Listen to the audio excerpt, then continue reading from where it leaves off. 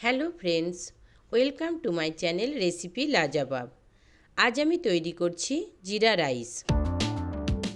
রান্নাটা করার জন্য গ্যাসের উপর একটা বড় সাইজের হাঁড়ি বসিয়ে দিলাম। এবার এর মধ্যে দিয়ে দিচ্ছি 100 গ্রাম ভেজিটেবিল অয়েল আর 2 চামচ ঘি।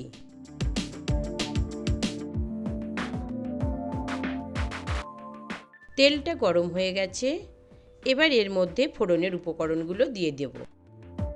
দিচ্ছি 2টি তেজপাতা, 3 টুকরো দালচিনি, 5টা লবঙ্গ আর 4টি এলাচ। এবার এগুলো দিয়ে একটু নেড়েচেড়ে ভেজে নেব।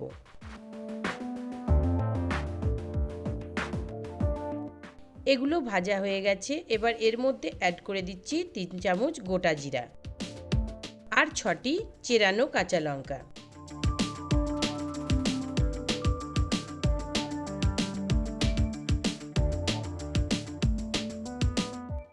যে যেরকম চাল নেবে জিরার পরিমাণটা ঠিক সেভাবেই নিতে হবে।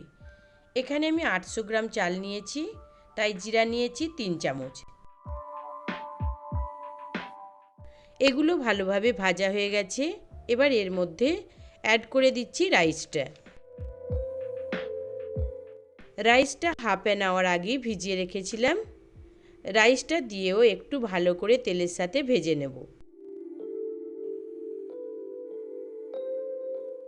এবার এর মধ্যে অ্যাড করছি পরিমাণ মতো লবণ। এবার এগুলো 7 থেকে 8 মিনিট ভালো করে কষাতে থাকব।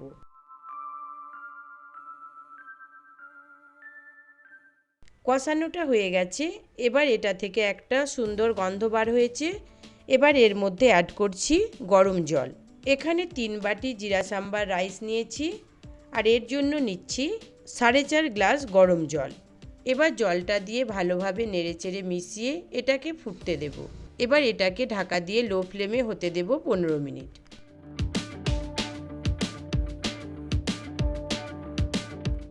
ফিরে এলাম 15 মিনিট পরে। দেখো রাইসটা একেবারে হয়ে গেছে। এবার গ্যাসের ফ্লেমটা বন্ধ করে 5 মিনিট স্ট্যান্ডিং টাইমে রেখে দেব।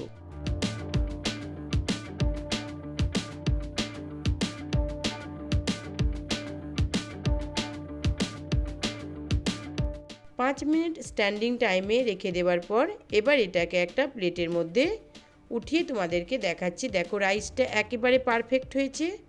যেমন সফট হয়েছে ঠিক তেমনই ঝরঝরে হয়েছে।